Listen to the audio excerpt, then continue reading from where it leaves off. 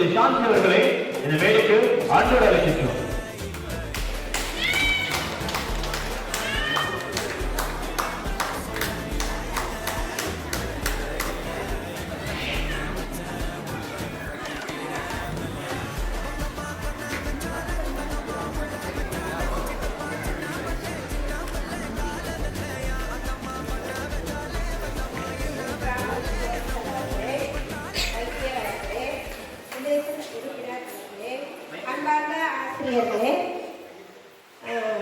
அன்புக்கும் மதிப்பிற்குரிய பெற்றோர்களே, மாணவ செல்வங்களே, உங்கள் அனைவருக்கும் எனது அன்பார்ந்த வணக்கத்தை தெரிவித்துக் கொண்டு இனிய புத்தாண்டு வாழ்த்துக்களையும் கூறிக்கொள்கிறேன்.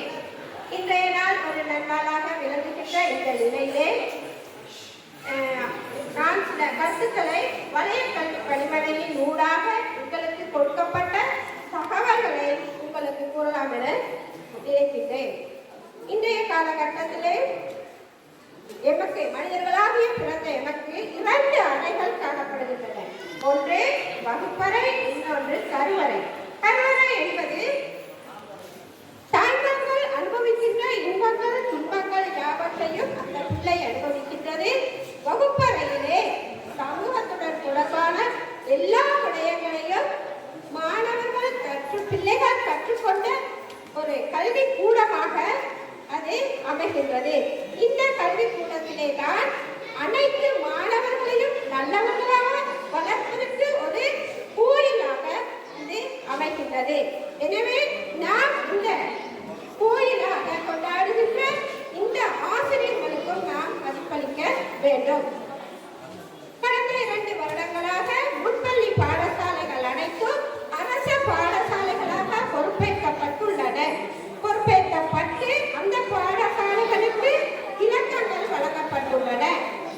கடந்த காலங்களை போல் நினைத்த மாதிரி எந்த ஒரு மொண்டசரி பள்ளி முன்பள்ளிகளையும் நாம் விரைவாக ஆரம்பிக்கலாம் என்று சொல்லி ஆரம்பிக்க முடியாது. அதற்காக ஆசிரியர்கள் பயிற்றப்பட்டு இருக்கின்றார்கள். அந்த ஆசிரியர்களை மட்டுமே கொண்டு இந்த முன்பள்ளி பாடசாலைகள் நடாத்தப்பட வேண்டும் என்பது நீங்கள் அனைவரும் அறிந்திருக்க வேண்டிய ஒரு முக்கிய விடயமாகும். அவர்களுக்கான பயிற்சிகள் கடந்த காலங்களிலே வழங்கப்பட்டுக் கொண்டிருக்கின்றன. பகுதிகளாக வழங்கப்பட்டுக் கொண்டிருக்கின்றன.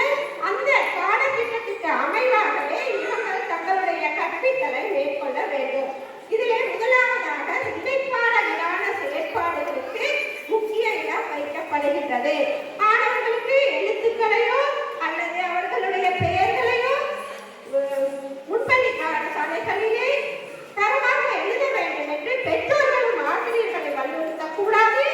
அடுத்ததாக ஆசிரியர்கள் அவர்களுக்கு உதாரணமாக 1 தொடக்கம் 100 வரை அவர்களை மனனம் செய்வதற்கு சொல்லக்கூடாது என்பது முக்கியமாக கூறப்படுகின்ற ஒரு விடயமாக கருத்தில் கொண்டு இந்த பாடத்திட்டம் தயாரிக்கப்பட்டிருக்கின்றது. இந்த பாடத்திட்டத்தை தயாரிப்பதற்கு அந்த பாடத்திட்டத்தை எழுதுவதற்கு நாங்கள் மத்திய மாகாணத்துக்கு சென்று அந்த பாடத்திட்டத்தை எழுதியிருக்கின்றோம். ஆகவே அவர்களுக்கு அந்த கையேடுகள் வழங்கப்பட்டிருக்கின்றன. அந்த கையேடுகளின் ஊடாகவே இனி வருகின்ற காலங்களிலே அவர்கள் கற்பித்தலை மேற்கொள்ள வேண்டும் என்பதை நீங்கள் அனைவரும் அறிந்திருக்க வேண்டியது. அடுத்ததாக உங்களுடைய பிள்ளைகளின் பாதுகாப்பு முக்கிய இடம் வகிக்கின்றது. கடந்த காலங்களில் நடைபெற்ற சில சம்பவங்கள் நீங்கள் அறிந்திருப்பீர்கள். முன்பள்ளி பருவ காலத்திலே பிள்ளைகளுக்கான அக்கறைகளை நிறைய கொடுப்பீர்கள். ஆனால் அதே கொஞ்சம் கொஞ்சமாக தரம் மாறுக்கு போகின்ற பொழுது அவை குறைவடைந்து பாதுகாப்பு அற்றவர்களாக சில நேரங்களிலே உயர்தர வகுப்புகளுக்கு சென்று அவர்கள் பல விரக்தியான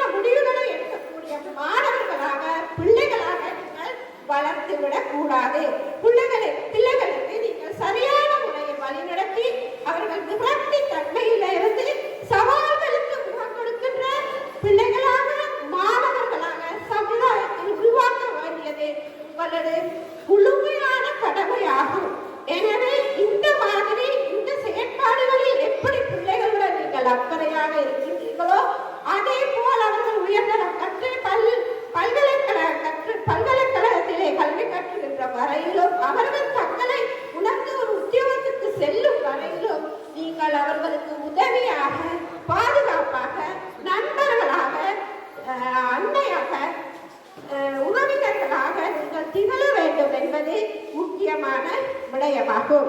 அடுத்ததாக இங்கே நடத்தப்பட்ட நிகழ்வுகள் யாவும் சிறப்பாக அமைந்திருந்தது.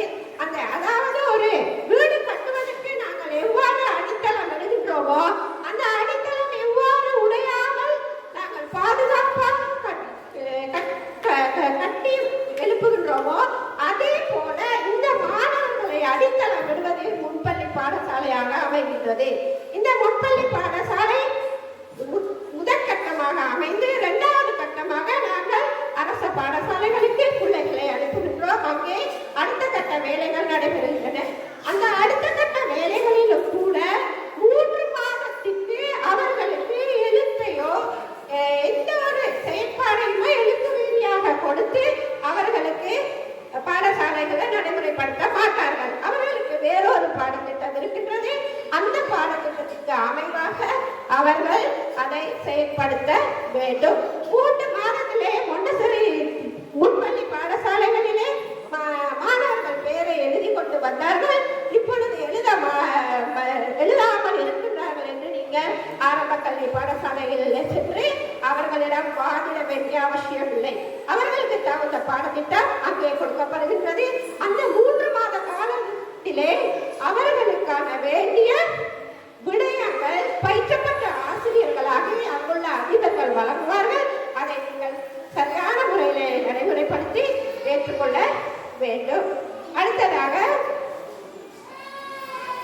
இந்த செயற்திட்டங்கள் 3 மாதங்களில் கட்டாயமாக அரசு பாடசாலைகளில் நடைமுறைப்படுத்தப்பட வேண்டும். எனவே மாணவர்களை இந்த அளவுக்கு உருவாக்கிய ஒரு ஆரம்ப கல்வியிலே நான் 38 வருட காலமாக சேவையாற்றுகின்றேன். அந்த ஆரம்ப கல்வியிலே சேவையாற்றுகின்ற பொழுது இந்த மாணவர்களை இந்த நிலையில் பழக்கி நடனமோ பாடலோ கவிதையோ பழக்கி கொண்டு வருவதற்கு எவ்வளவு கஷ்டம் என்பதும் எனக்கு நன்றாகவே உணர்ந்திருக்கின்றேன்.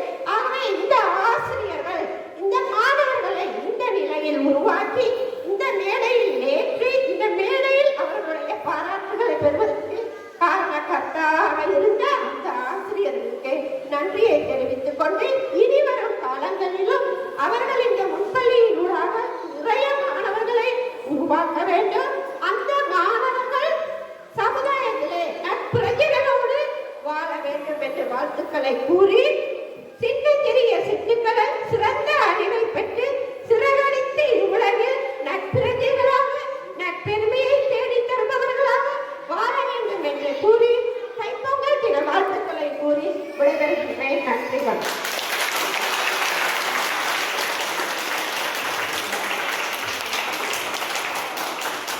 ஒரே நிகழ்ச்சி எங்களுடைய ஆசிரியர் நன்றிகளை தெரிவித்துக் கொள்வது இவர்களுக்கு பரிசுகளை பெற்றுக் கொள்வதற்காக எலெக்ஷன் அவர்களை அன்போடு மேலே கழிக்கிற உங்களுடைய பலத்த கரகோஷங்களுடன்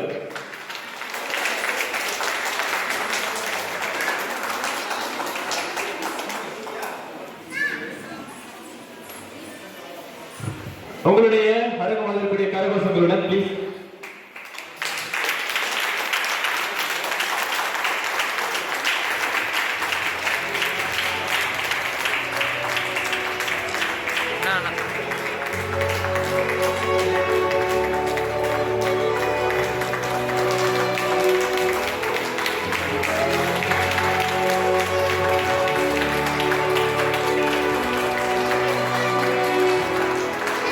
பரிசுகள் வழங்கிய எங்களுடைய வலைக்கல்வி பேசாளர்களுக்கும் பரிசுகளை பெற்றுக் கொண்ட எங்களுடைய மாணவிக்கும் மீண்டும் ஒரு முறை உங்கள் கரகோஷங்களோட நன்றிகளை தெரிவித்துக் கொள்கின்றோம்.